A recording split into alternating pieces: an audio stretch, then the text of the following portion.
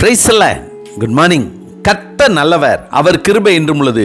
சங்கீதம் 105 அதிகாரம் 14 கர்த்தர் தம்முடைய ஜனங்களை ஒடுக்கும்படி ஒருவருக்கும் இடம் கொடாமல் அவர்கள் நிமித்தம் ராஜாக்களை கடிந்து கொள்வார்.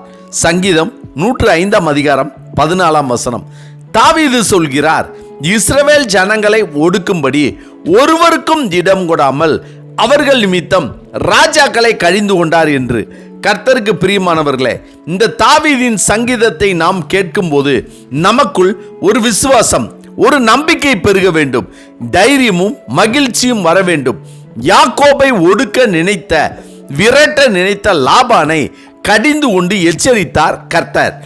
இஸ்ரவேல் ஜனங்களை ஒடுக்க நினைத்து பார்வோன் தங்களுடைய மருத்துவச்சிகள் மூலமாக பிறக்க போகும் ஆண் குழந்தைகளை எல்லாம் கொலை செய்ய சொன்னபோது மருத்துவச்சிகளுக்கு பயத்தை கொடுத்து, தயவை கொடுத்து, ஆண் பிள்ளைகளை பிழைக்க வைத்து பார்வோனை கடிந்து கொண்டார் கர்த்தர். பெத்தேலில் இருக்கிற அந்த பலிபீடத்திற்கு எதிராக தேவனுடைய மனுஷன் கூறின வார்த்தையை ராஜாவாகிய யெரொபெயாம் கேட்டபோது அவனை பிடியுங்கள் என்று தன் கையை பலிபீடத்திலிருந்து நீட்டினான். கர்த்தருடைய மனுஷனுக்கு விரோதமாய் நீட்டின கை தன்னிடமாக மடங்க கூடாதபடிக்கு மரத்து போயிற்று. கர்த்தர் இப்படியாக ராஜாவை கடிந்து கொண்டார். நான் அபிஷேகம் பண்ணினவர்களை நீங்கள் தொடாமலும் என்னுடைய தீர்க்கதரிசிகளுக்கு தீங்கு செய்யாமலும் இருங்கள் என்று கர்த்தரே சொல்லியிருக்கிறார். ஆம், கர்த்தர் தன்னால் தெரிந்து கொள்ளப்பட்ட இஸ்ரவேல் ஜனங்களை ஒடுக்கும்படி ஒருவருக்கும் இடம் கொடுக்கவில்லை. அதேபோல் அவரால் தெரிந்து கொள்ளப்பட்ட தன்னுடைய ஜனமாகிய இஸ்ரவேல் ஜனங்களுக்காக கர்த்தர் ராஜாக்களையே கடிந்து கொண்டார்.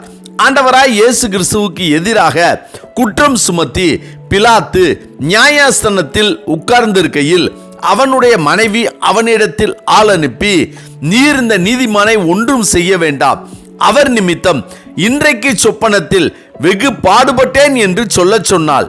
இதை கேட்கிற தேவ ஜனமே, இது எவ்வளவு பெரிய ஆசீர்வாதம்! நீங்களும் நானும் கர்த்தருடைய ஜனம், கர்த்தரால் தெரிந்து கொள்ளப்பட்டவர்கள், கர்த்தரால் அழைக்கப்பட்டவர்கள், கர்த்தரையே தெய்வமாக கொண்டவர்கள். எனவே இந்த உலகத்தில் நம்மை எந்த சத்துருக்களும் யாரும் ஒடுக்க முடியாது. ஒருவரும் நம்மை ஒடுக்குவதற்கு நம் தேவனாகிய கர்த்தர் அவர்களுக்கு இடம் கொடுக்க மாட்டார். அதேபோல் அவர் நமக்காக யாவற்றையும் செய்து முடிப்பதைப் போல நமக்காக யாரை வேண்டுமானாலும் கடிந்து கொள்வார்.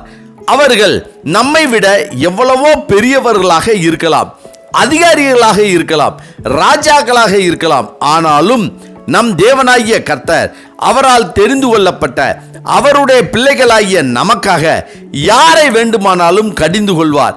இந்த ஆசீர்வாதத்தை நாம் பெற வேண்டுமானால் நாம் கர்த்தருடைய ஜனமாக, அவருக்கு பிரியமானவர்களாக, அவருடைய பிள்ளையாக இருக்க வேண்டும். மீண்டும் சொல்கிறேன், நாம் கர்த்தருடைய பிள்ளையாக, அவருடைய சொந்த ஜனமாக இருந்தோமானால் நம்மை ஒடுக்கும்படி இந்த உலகத்திலேயே ஒருவருக்கும் நம் தேவனாகிய கர்த்தர் இடம் கொடுக்க மாட்டார். அதேபோல் நமக்காக அவர் ராஜாக்களை கூட கடிந்து கொள்வார். எனவே இந்த வார்த்தையை நாம் உறுதியாக பற்றி கொண்டு கர்த்தரில், கர்த்தருக்குள் நாம் நிலைத்திருப்போம்.